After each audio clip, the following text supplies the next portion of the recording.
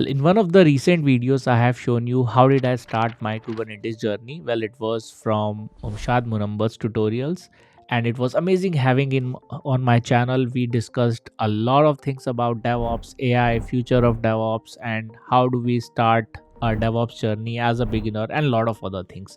Many viewers found it really helpful and valuable. So, if you have not watched it yet, check it out after this video. I will share the link in the description section. So since then, I have been exploring their KodeKloud platform, and I'm amazed by its growth. 5 years back when I first took their course, it was more of a hands-on lab kind of environment, which was attached to the Udemy course. But now they had made massive changes. They have 120 plus courses. They have 900 plus lab environments, actual hands-on labs where you can just spin up the sandbox environment within seconds and start working on it without worrying about the infrastructure cost or without worrying about the infrastructure maintenance and so on, right? So you can start learning right away. I'll explain you how you can make the best use of KodeKloud platform. Plus, I have an exciting offer to share at the end of this video. But if you are new here, hello, my name is Piyush. This is Tech Tutorials with Piyush, and in this channel we teach everything about cloud and DevOps. Cloud as in not just one cloud, AWS, Azure, GCP, all three clouds, plus DevOps and related technologies like Docker, Kubernetes, Terraform, and many more. Check out the playlist section in my channel and you will find out a lot of valuable resources. Now, let me show you the KodeKloud platform and the features that it provides. And please stick to the end of the video because I have some surprise for you. Okay, so I have logged in to kodekloud.com. That's the platform URL. I'll provide you the link again in the description section. So if you go to there are different options, right? There is a playground which we'll talk about in some time, but for now let's start with the learning path.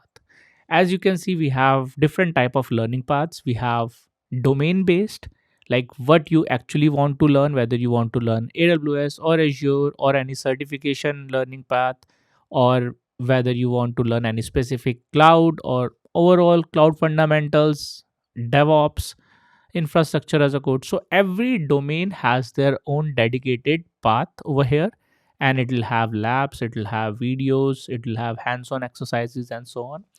We also have a role-based learning path, like what are you aspiring to become. Let's say if you want to become a DevOps engineer, so this is the path that you should take, right? So you can click on any of those.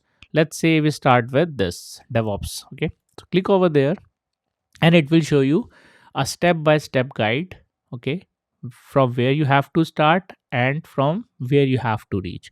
So it start with basic of DevOps, networking and applications. All the fundamentals of DevOps, all the prerequisites of DevOps will be covered over here. Then the next is programming and scripting. Okay, so it has three different courses: Golang, Python, and shell scripts, right? So over here as well, I would say shell script for beginners is a must have for any DevOps engineer, and from Python and Golang you can choose one of those. Okay, it totally depends on your interest. It totally depends on what you want to learn and how's your like the current programming experience.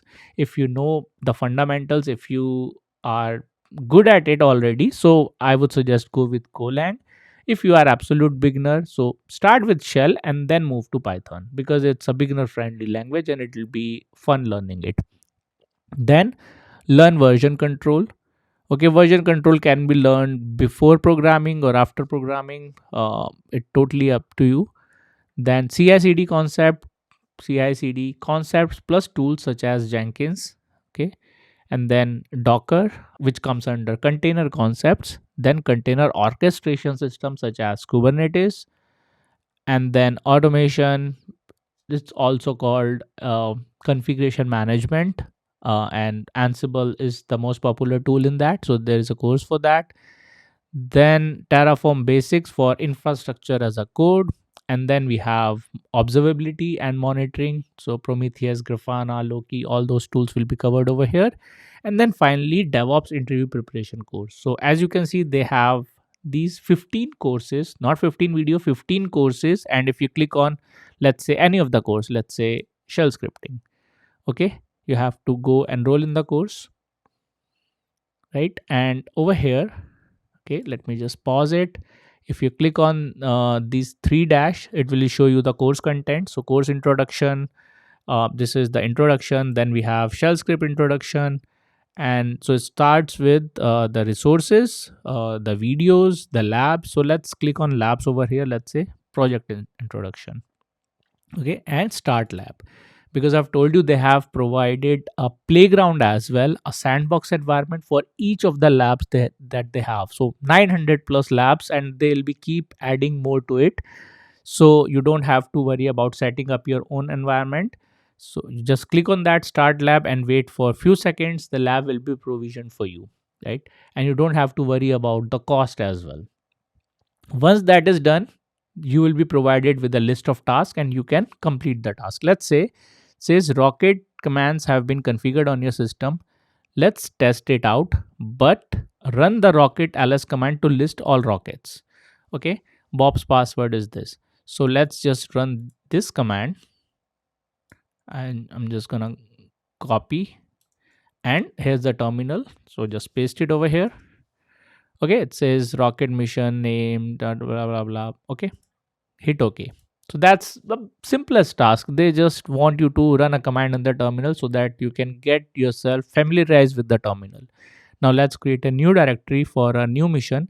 Every mission requires a new directory created by a mission name. Create a directory at home bob no, no, no. Okay, so just they just want to create a directory slash home slash bob slash lunar mission. Okay, so for that you can just enter the command mkdir bob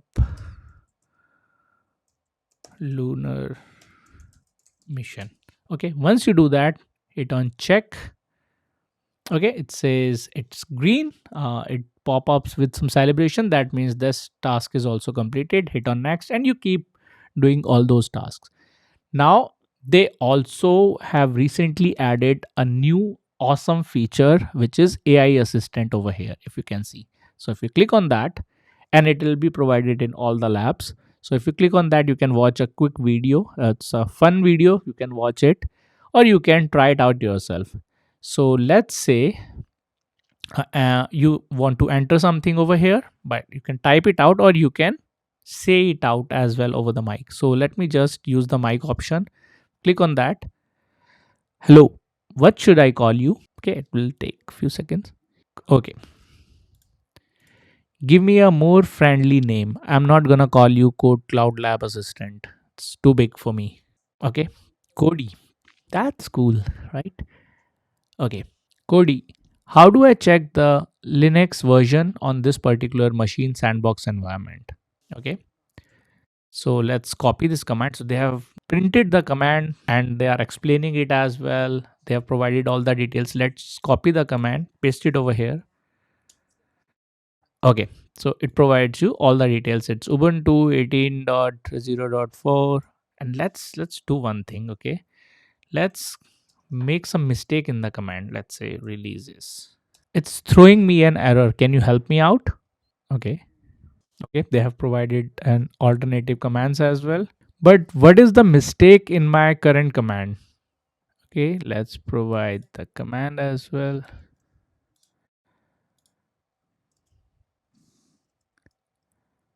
Okay. So it says, I see the issue. It looks like a typo in the command. Okay. That's all right. Now let's go back to the task.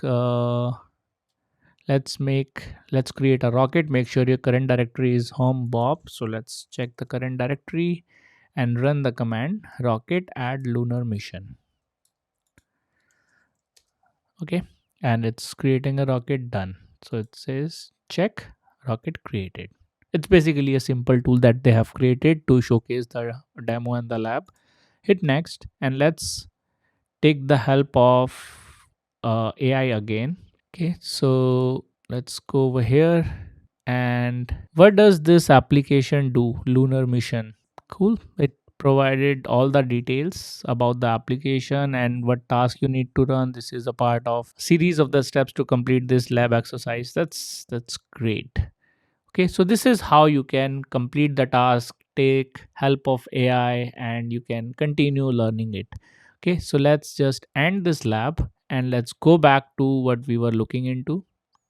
So you go to KodeKloud Lab. So we checked learning paths, right? We checked these things.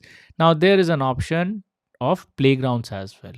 Now you see there are labs, and with the labs there are playground already attached to it, what we saw. But there are other cloud playground environment where you can just try it out whatever you want. It's not specific to that particular lab or the task. You can do your own task as well with the sandbox environment. So let's say you have cloud playgrounds, Linux playground, even Kubernetes playground, and different options available with multi-cluster node on different versions, K3s, single node, and we have extended playground with some additional open source tools installed, such as Helm, Istio, EFK, Flannel, and so on, right? And then we have container playground as well. We have HashiCorp playground as well. There are a lot of things. So let's say you want to test out some Terraform scripts on AWS. So if you did not have access to the playground, you have to install Terraform on either your local machine or a cloud VM. Plus, you have to have an AWS account with all the required permissions to execute and manage the Terraform commands, which will then provision the resources and manage it, and a lot of other things, right? So there is a lot of here and there, but then you can just go over here, Terraform plus AWS or Terraform plus Azure. You click on that, okay, you hit launch, and it will take a couple of minutes to provision the lab environment for you. Let's end the current session first and hit refresh. You are only allowed to have one lab session, okay, at the at the same time. So you click on that, it will start provisioning the lab. So it will create uh, an Azure environment for you, like with the demo subscription. Plus it will also install Terraform locally on that environment, so you can test it out. So let's see what it's doing. Okay, after a couple of minutes, this is what it looks like. So we have a VS Code type of editor over here. We have a terminal, and also it has the instructions to how to set up. Plus on the left side, if you see, these are the instructions. You can log into the Azure environment. So this is the console URL. So you open that in a new tab, copy the username. So this is a temporary user credential that's been created for you. And let's say use another account, enter the username, hit next, and then enter the password, which is this one. Hit sign in. Let's not save it. And that's it. You are logged in with that particular user. So now over here, you can run Terraform hyphen version, and you see Terraform is already installed in this machine. It's an outdated version, but you can also update the latest version. But you have Terraform installed, plus you have an Azure playground to test out your things, to build a project, to implement the changes, and so on. If you go to subscription, this is attached to their own subscription, and you don't have access to view or manage the cost. There'll be some restrictions, of course, at the subscription level, but then you should be able to provision your resources, manage it, delete it, and so on, right? So at the resource level, you will have a lot of permissions. Now they have also created an app registration and generated new credentials in this directory. So app registration is nothing but the Azure service principal. So if you can go to this, let's allow to paste the command root code and hit ls. Okay, so I believe it will be this one, right? It has app password, app ID, password, tenant, whatever we need to authenticate ourselves with the service principal, right? And then you can try using it, I believe. Yes. So every playground will have a time limit of 1 hour, so that's a good enough time to implement something if you have prepared it well.